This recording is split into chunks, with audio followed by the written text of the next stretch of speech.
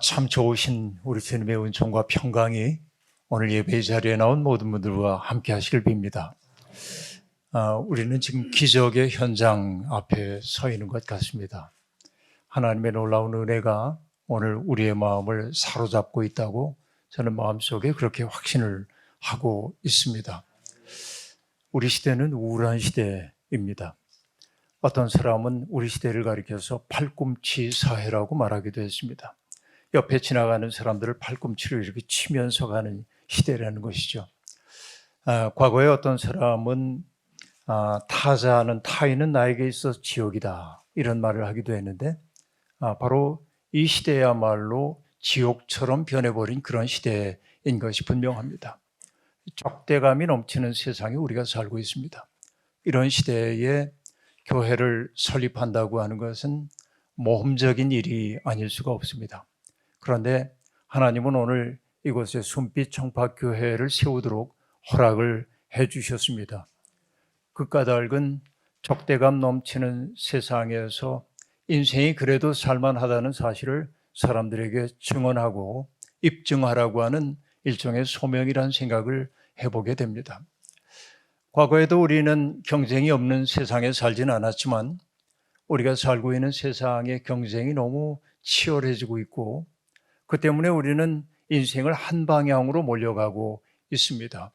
경쟁에서 패배하면은 영원한 루저가 되는 거로 여기고 있고 경쟁에서 승리한 사람들은 그 승리가 온전히 자신의 것이라고 생각하면서 승자의 몫을 누리는 게 당연하다고 생각하며 약자들의 아픔을 배려하지 않는 것이 우리 사회의 냉혹한 현실이 되어버리고 말았습니다. 욕망의 방향으로 질주하고 있는 세상에서 우리가 잃어버리고 있는 것은 뭐냐면 인간이 하나님의 경탄에 초대받은 존재라는 사실을 잊어버리게 됩니다. 세상을 창조하신 하나님은 창조의 첫날부터 만들어진 세상을 보며 보시기에 좋다 하셨습니다. 이것이 창세기의 첫 번째 메시지입니다. 하나님의 좋음에 동참하는 게 인간의 본분이기도 합니다. 그러나 돈이 주인 노릇하는 세상은 우리에게 있는 경탄의 능력을 빼앗고 우리는 점점 우울 속에 빠져들어가도록 만듭니다. 이게 우리의 세상의 모습입니다. 적대감이 넘칩니다. 디모데후서에 등장하고 있는 것처럼 말세의 징조가 우리 시대의 풍조가 되었습니다. 무정하고 쾌락을 사랑하고 돈을 사랑하고 하나님을 경외하지 아니하고 그리고 여러 가지 얘기가 나오지만은 사납고 우리 시대는 사나운 시대가 되어버리고 말았습니다. 사람들이 서로를 따뜻하게 보듬어 안는 것이 너무 부족한 그런 시대가 되었다는 얘기입니다. 러시아의 문학가인 도스토옙스키는 악령이라고 하는 책을 쓴 바가 있는데 허무주의의 늪에 사로잡힌 사람들 그리고 폭력의 열정에 사로잡힌 그 시대를 바라보면서 도스토옙스키는 악령이라고 하는 책을 썼습니다. 그 책의 맨 앞에 나오는 헌사가 바로 복음서에 나오는 대목입니다. 거라사의 광인에게서 그 귀신이 쫓겨나와서 돼지떼 속에 들어가고 그 돼지떼가 비탈길을 내리다가 호수에 빠져 죽는 그 이야기를 도스토옙스키는 앞에 내놓고 있습니다. 인간을 사로잡고 있는 광기, 인간을 사로잡고 있는 허무, 폭력의 시도 이런 것들이 결국은 죽음으로 귀착될 수밖에 없다는 사실을 문학가는 그렇게 증언하고 싶었던 것이죠. 그런데 저는 두렵게 이 시대에 우리도 악령에 들린 채 제동장치를 잃어버리고 죽음을 향해 질주하고 있는 것이 오늘 우리의 문화인 것 같아 두려움을 느끼지 않을 수가 없습니다. 바로 이런 시기에 교회를 세운다고 하는 것, 그것은 분명한 소명이 있기 때문에 그러합니다. 망가진 세상을 고치려는 겁니다. 지금 욕망의 방향으로 질주하고 있는 세상에서 삶의 방향을 바꾸는 사람들이 등장해야 하기 때문에 주님은 교회를 설립하도록 명령하셨다고 그렇게 생각해 봅니다. 지난주에는 우리가 은평청파교회를 세웠고 이번 주에는 숨빛 청파교회 개척 설립 예배를 드리고 있습니다. 교회가 이루어지는 그 과정을 바라보면서 저는 마음속에 깊은 감동을 느꼈습니다. 왜 그러냐면 마치 출애굽 공동체가 하나님의 산 앞에서 신의 산 언약을 맺은 이후에 하나님이 그들에게 최초로 맡기셨던 창조적인 사역은 회막을 만들라는 것이었습니다. 하나님과 만날 수 있는 그 회막을 말이죠. 그때 사람들은 출애굽 공동체가 맨 처음으로 했던 창조적 사역이었습니다. 모든 사람들이 함께 동참하여 회막을 만들었습니다. 금붙이를 가지고 있는 사람들은 금붙이 내놓고, 은이 있는 사람 은 내놓고, 가진 것 없는 사람들은 실타래를 내놓으면서 회막을 지었습니다. 회막을 짓는 그 이야기에 등장하고 있는 매우 중요한 단어 가운데 하나는 모두가 자발적으로 헌신했다라는 것입니다. 우리 교회가 세워지는 과정을 보면서 자발적인 헌신이 얼마나 우리를 능동적으로 만들고 있는지를 보면서 저는 감동을 느꼈습니다. 말하지 않았지만 들려오는 그 이야기를 들으면서 얼마나 많은 헌신이 이 자리에 있는지를 저는 느낄 수 있었습니다. 회막을 만드는 그 일에 있어서 또 하나 우리가 명심해야 될 것은 뭐냐면 기여의 경중이 가려지지 않았다. 누군가 많이 냈기 때문에 더 존중받고 그렇지 않았기 때문에 멸시당하고 그런 일 없고 누구라도 소외되지 않고 함께 기뻐하는 그런 일이 있었단 말이죠.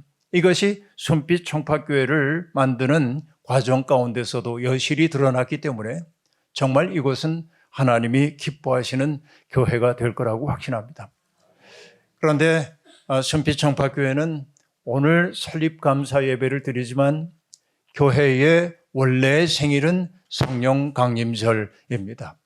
바로 성령께서 임했을 때 교회가 생겨났던 것이고, 그러니까 이 순빛 총파교회는 2000년 된 교회 역사 속에 새로운 가지로 나타나고 있는 것이지 새로운 교회가 나타난 것 아닙니다.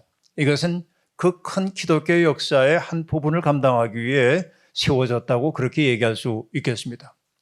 그럼 여러분, 성령의 충만한 공동체가 가지고 있는 특색들이 무엇일까요? 그 첫 번째 특색은 성령의 충만한 사람들은 일어선다라는 말을 드리고 싶습니다. 예수님의 십자가 처형 사건 이후에 두려움에 사로잡혔던 사람들은 골방 속에 들어가서 그들은 숨어 지냈습니다. 그러나 성령이 강림했을 때 그들은 골방문을 떨치고 나와서 당신들이 미워 죽였던 예수 그리스도가 다시 살아났다고 과감하게 외치기 시작했습니다. 성령은 바로 누웠던 사람들을 일으키는 힘이라고 얘기할 수 있겠습니다. 이 교회는 그런 교회가 되기를 소망합니다. 일어서는 사람들, 주님의 마음이 사람들을 어루만지자 누운 길이 일어선 길이 되는 것처럼 바로 이 교회는 일어선 사람들의 교회가 되기를 원합니다. 성령이 내 마음속에 들어오게 될 때 벌어지는 일은 뭐냐면 저는 이것을 우리의 마음속에 기둥 하나가 들어서는 것이라고 늘 얘기합니다. 기둥이 든든하게 서면 그 위에 여간한 무게가 얹혀져도 지붕은 무너지는 법이 없습니다. 성령은 바로 우리를 수직의 중심으로 일으켜 세우는 힘이고 이 교회는 그렇게 일어나는 교회가 되기를 소망합니다. 산헤드린 공의회가 예수의 제자들을 붙잡아다가 위협을 했습니다. 다시는 그의 이름으로 말하지 말라고 말이죠. 그때 여러분 요한과 베드로가 했던 이야기 다 아시죠? 하나님의 말씀을 듣는 것이 옳은지 당신들의 말씀을 듣는 것이 옳은지 판단해 보십시오. 우리는 보고 들은 것을 전하지 않을 수가 없습니다 라고 말합니다. 바로 이것이 일어선 사람들의 말입니다. 나중에 또다시 그들에게 끌려가가지고 다시는 그 이름으로 말하지 말라며 매를 맞고 나왔을 때 제자들의 반응은 어떠했습니까? 예수를 믿다가 이렇게 시련을 겪었네 하고 후회하지 않았습니다. 그 이름을 위하여 능욕받기에 합당한 자로 여기심을 기뻐했다라고 말합니다. 세상이 감당할 수 없는 사람들이 되는 겁니다. 바로 이게 믿음입니다. 순빛 청파교회는 바로 그렇게 믿음으로 일어선 사람들의 교회가 되기를 바랍니다. 성령이 충만하게 될 때 어떤 공동체가 세워집니까? 그 성령의 충만한 공동체는 담을 무너뜨리는 공동체라고 말할 수 있겠습니다. 성령의 충만한 사람들이 있는 곳에서는 사람과 사람 사이를 갈라놓던 담들이 무너졌습니다. 유대인과 이방인 사이의 담이 무너졌고 자유인과 종 사이의 담이 무너졌고 남자와 여자의 담이 무너졌습니다.